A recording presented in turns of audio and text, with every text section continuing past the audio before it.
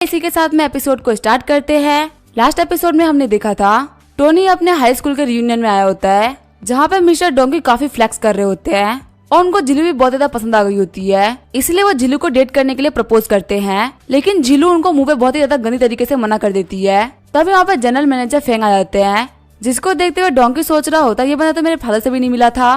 तभी वो जिलू को ग्रीट करते हुए बोल रहा होता है, सेकंड में से अगर आपको यहाँ पे आना ही था तो आप मुझे बता देती, मैं यहाँ पे स्पेशल अरेंजमेंट करवा देता। जिलू बोल रही होती है, मुझे तो पता ही था कि मैं खुद की प्राइवेट प्रॉपर्टी पे खाना खा रही हूँ। ये जानकर कि जिलू लिन फैमिली की डॉटर है, वो सभी के सभी काफी ज्यादा शॉक्ड हो गए होते हैं। क्रिस सोच रहा होता है यहाँ पे शो ऑफ मुझे करना था, आखिर जिलू ने क्यों कर लिया। वही डोंकी सोच रहा होता है मैं लिन फैमिली की डॉटर को प्रपोज कर दिया।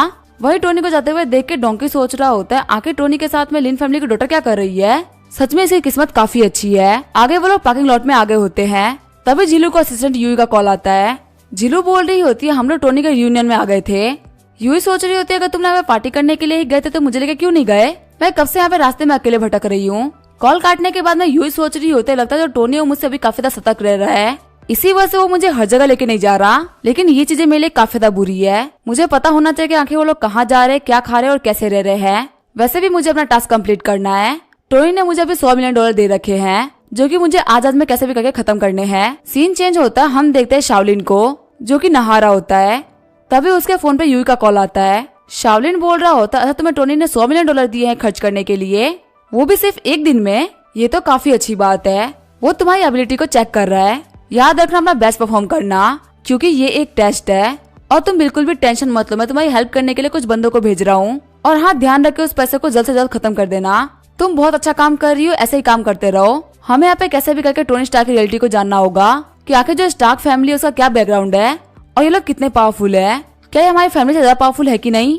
यूँ शर्माते हुए बोल रही होती है यंग मास्टर आपने जो काम है वैसा ही करूंगी, मैं बहुत मेहनत करूंगी टोनी को बर्बाद करने के लिए। सीन चेंज होता है, हम देते हैं टोनी को जो कि अपनी कार ड्राइव कर रहा होता है।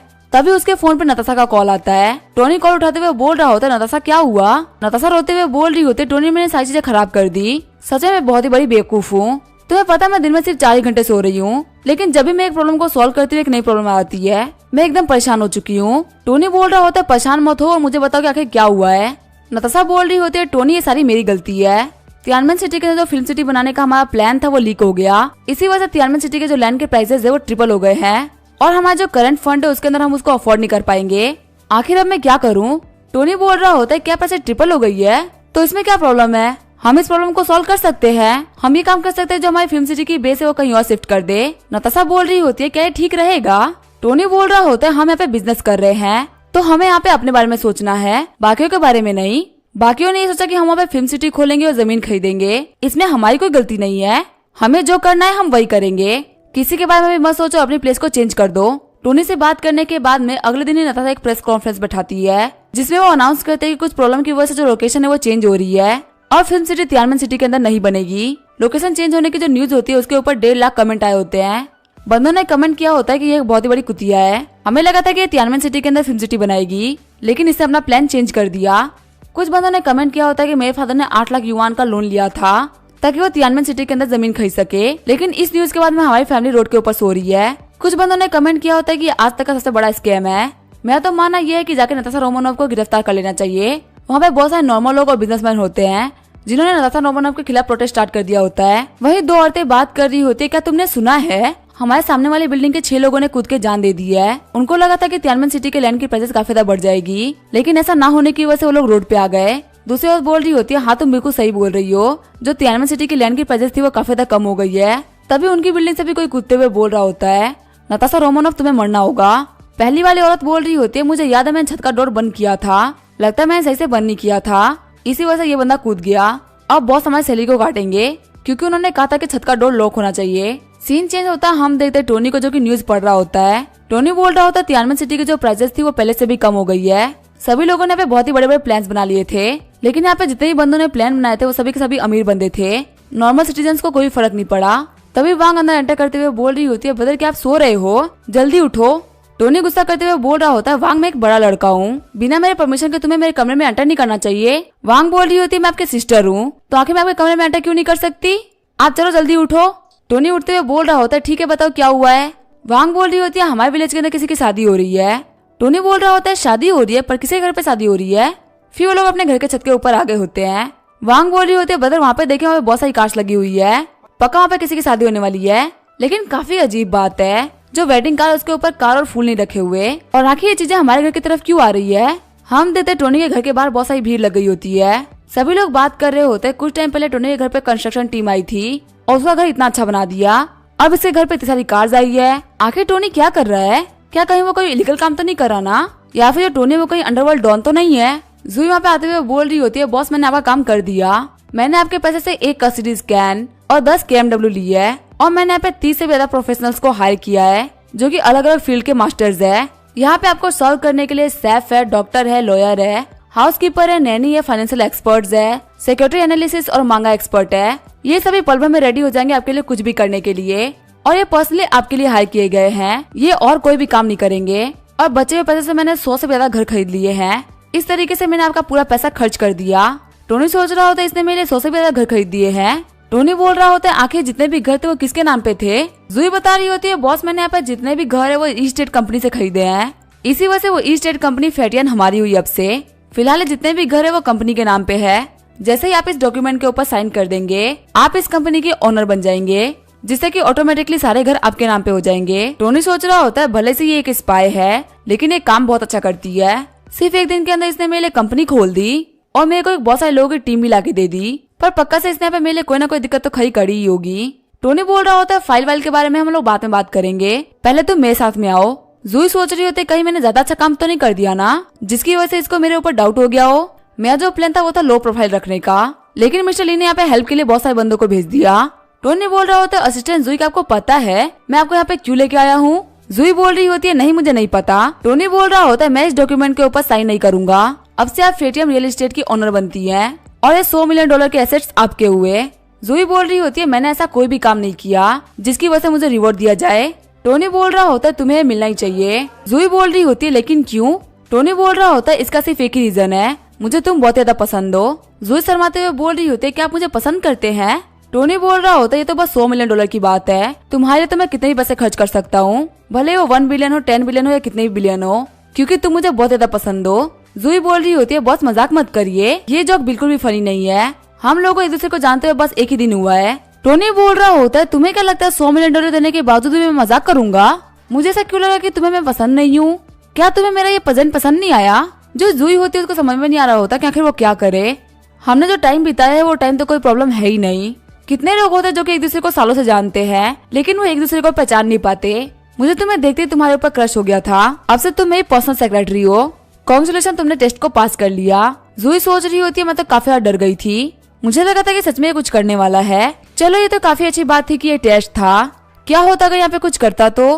तभी जूही के फोन पे नोटिफिकेशन आती है कि आपके फोन के ऊपर $1 बिलियन ट्रांसफर किया गया है। जूही बोल रही होती है बॉस ये क्या है। टोनी बोल रहा होता है ये तुम्हारा अगला टास्क है, तुम्हें $1 बिलियन खर्च करना पड़ेगा, वो भी 1 हफ्ते के अंदर। जूही सोच रही होती है आखिर टोनी क्या इंसान है, ये क्या कर रहा है। फिर वो शर्माते हुए सोच रही होती है कहीं ऐसा तो नहीं कि टोनी मुझे सच में पसंद करता है। टोनी सोच रहा होता है मुझे देखने में काफी ज्यादा मजा आ रहा है, अब जल्दी इसका अफेक्शन मेरी तरफ चेंज होगा। सेक्रेटरी जूही तुम काफी अच्छा परफॉर्मेंस दे रही हो, इसी वजह से मुझे तुम्हारा परफॉर्मेंस और भी ज्यादा देखने का मन कर रहा है, देखते आखिर तुम क्या क्या करती हो। जूही सोच रही होती है जो मिस्टर लियो मुझे काफी तरीके से ट्रीट करते हैं, मैं कभी भी अपने यंग मास्टर को धोखा नहीं दूंगी। 1 बिलियन बहुत ही ज्यादा होते हैं और टोनी भी बहुत अच्छा दिखता है, लेकिन मैं कभी भी रिश्वतखोर नहीं बनूंगी। मैं मानती हूँ टोनी तुम्हारे पास में पैसा है लेकिन मेरे पास में इंटीग्रिटी है। जूही बोल रही होती है बॉस आप काफी अच्छे हैं, मैं आपको आपके काइंडनेस के लिए पे करूंगी। तभी टोनी पीछे मुड़ते हुए जूही का अफेक्शन देखता है जो कि -85 पॉइंट ही होता है। टोनी सोच रहा होता है सच में एक फीमेल स्पाई को चेंज करना काफी ज्यादा मुश्किल है। इसको देख के मुझे बाबा लगता है कि इसका अफेक्शन मेरी तरफ बढ़ गया है, लेकिन ऐसा बिल्कुल भी नहीं हुआ होता। इसका अफेक्शन पाने के लिए मुझे काफी ज्यादा मेहनत करनी पड़ेगी। टोनी बोल रहा होता है रीपे करने की कोई भी जरूरत नहीं है, तुम्हें जैसे पैसे को उड़ाना है वैसे उड़ाओ। जूही सोच रही होती है ये बंदा सच में काफी ज्यादा अजीब है, आखिर कौन किसी नॉर्मल सी एम्प्लॉय के ऊपर इतना सारा पैसा उड़ा देता है।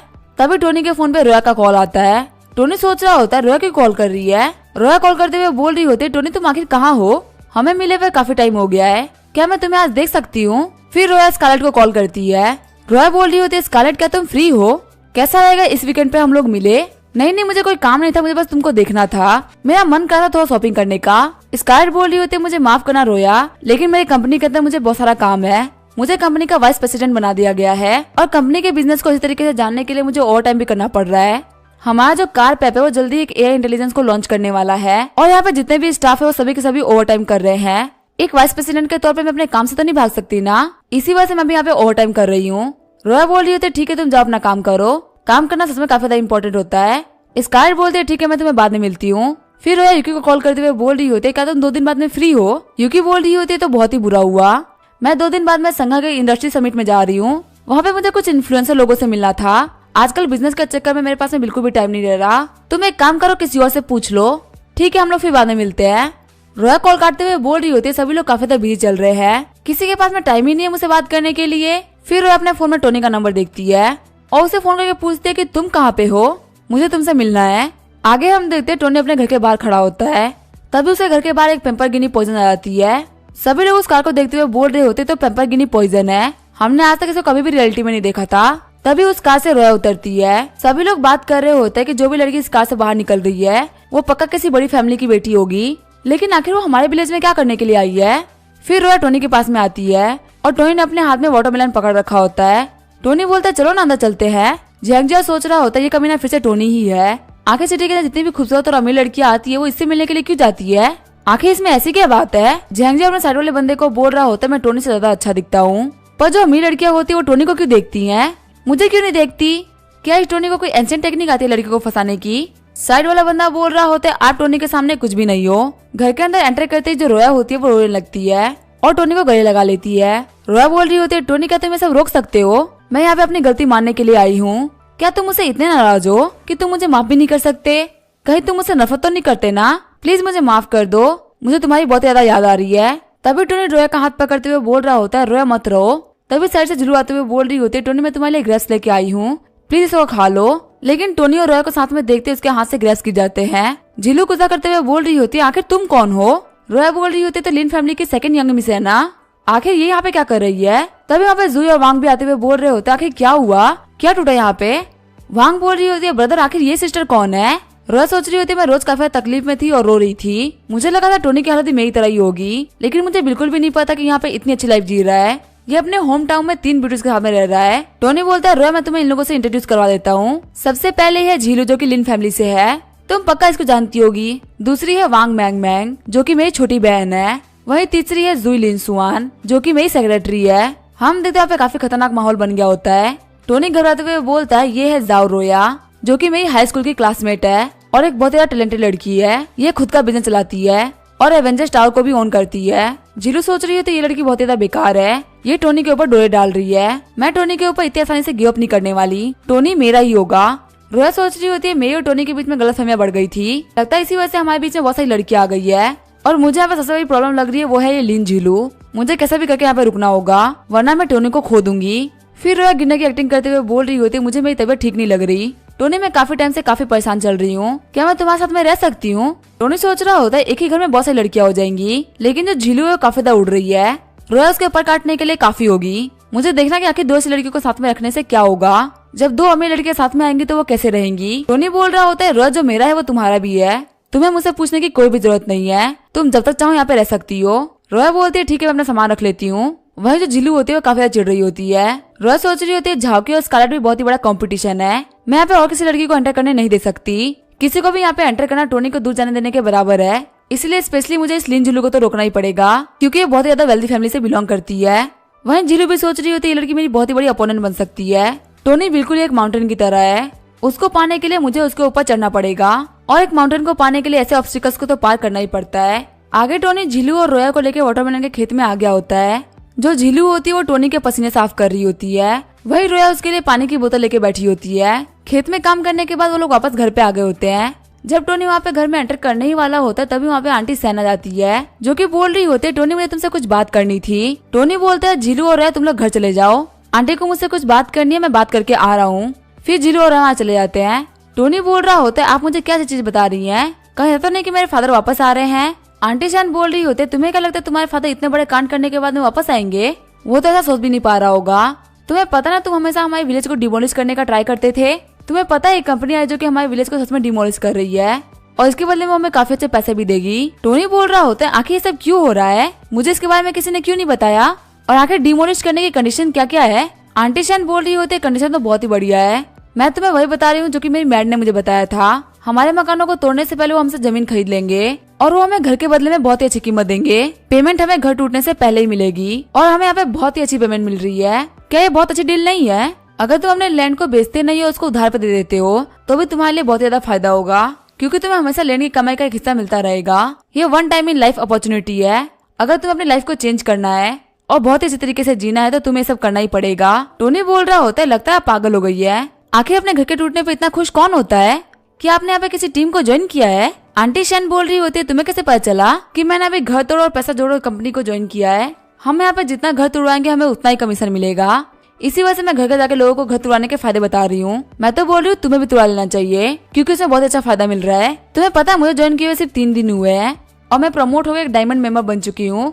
टोनी सोच रहा होता है तो बिल्कुल उस घटिया MLM स्कीम की तरह है। वहाँ पे तुम्हें बंदों को जोड़ना होता है और यहाँ पे तुम्हें घर को तोड़ना पड़ता है। टोनी बोल रहा होता है, आंटी शेन आपको बेवकूफ बनाया जा रहा है। पक्का से घर तुड़वाने के बाद में आपको कोई पैसा नहीं मिलेगा। मैं तो आपको बोल रहा हूँ आप इस स्कीम से मत जुड़ो, आपको फालतू में ही लॉस हो जाएगा। आंटी शैन बोल रही होती, तुम फालतू बातें क्यों कर रहे हो? जिस कंपनी को हम लोगों ने ज्वाइन कर रखा है वो बहुत ही बड़ी कंपनी है। उसका नाम है फेंटियन रियल एस्टेट, जो कि रियल एस्टेट के इंडस्ट्री में एक बहुत ही बड़ा नाम है। टोनी सोच रहा होता है, फेट यानी तो मेरी ही कंपनी है ना? क्या ये सारा काम जुई करा रही है और ये सब उसका प्लान है? सीन चेंज होता है, हम देखते हैं वांग को, जो कि जुई के साथ में होती है। वांग बोल रही होती है, ये हमारे विलेज का आखिरी घर है। अगर ये फैमिली भी हमारी बात को मान गई तो हम पूरे के पूरे विलेज को खरीद लेंगे। सिस्टर जुई, आपको परेशान करने के लिए माफ करिएगा। जुई बोल रही होती है, मैं तो बस आपकी हेल्प कर रही हूँ, आप जो भी मुझे करने के लिए बोलेंगे मैं वही करूंगी। वांग बोल रही होती है, बिना आपके हेल्प के और फंड के पूरे विलेज को खरीदना एकदम मुश्किल होता। आपकी वजह से जमीन खरीदना बहुत ही आसान बन गया, क्योंकि बहुत सारे ऐसे अंकल और आंट थे जिनसे मैं कम्युनिकेट नहीं कर पाती, लेकिन आपने उनसे काफी आराम से डील कर लिया। आपको पता है मेरे भाई को एक फार्म हाउस चाहिए, इस बार मैं उसको पक्का से एक बहुत ही बड़ा सरप्राइज दूंगी। जुई सोच रही होती है, छोटी लड़की बहुत ज्यादा सिंपल माइंडेड है और बहुत ही ऑनेस्ट है। यहाँ पे सिर्फ अपने बड़े भाई टोनी के बारे में सोच रही है, वही वो कमीना टोनी कब से इसका एडवांटेज लेने का सोच रहा है। जुई बोल रही होती है, वांग क्या तुमने कभी सोचा है क्या हो अगर तुम्हारा भाई टोनी वो तुम्हारा रियल भाई ना हो? जुई सोच रही होती है, मैं इस भोली बच्ची को टोनी के ट्रैप में नहीं गिरने दे सकती। वांग बोल रही होती है, सिस्टर आप कैसा मजाक कर रही हैं? आखिर ये कैसे पॉसिबल हो सकता है कि जो मेरा भाई है वो मेरा भाई ना हो? जुई बोल रही होती है, मैं तुम्हारे और बॉस के मैटर में इन्वॉल्व नहीं होना चाहती थी, पर मेरे हिसाब से तुम बहुत ज्यादा भोली हो और तुम्हें प्रोटेक्ट करने के लिए किसी न किसी की तो जरूरत है। मुझे लगता है मुझे तुम्हें रियलिटी बतानी पड़ेगी, अब चाहे इसके बदले में कुछ भी हो। मैंने यहाँ पर कुछ डॉक्यूमेंट प्रिपेयर किया है, इसके अंदर कुछ इन्फॉर्मेशन है, एक बार इसे पढ़ लो, तुम्हें सारी रियलिटी पता चल जाएगी। वांग बोल रही होती है, आखिर ये क्या है? जुई बोल रही होती है, टोनी के मोम के मेडिकल एग्जामिनेशन के डॉक्यूमेंट्स है। इस डॉक्यूमेंट के अंदर साफ लिखा हुआ है, जो माँ की है वो बच्चे पैदा नहीं कर सकती। इसका मतलब साफ है जो टोनी है वो तुम्हारा बायोलॉजिकल भाई नहीं है। अब इसके आगे क्या होगा वो हम देखेंगे नेक्स्ट एपिसोड में। तब तक के लिए वीडियो देखने के लिए थैंक यू।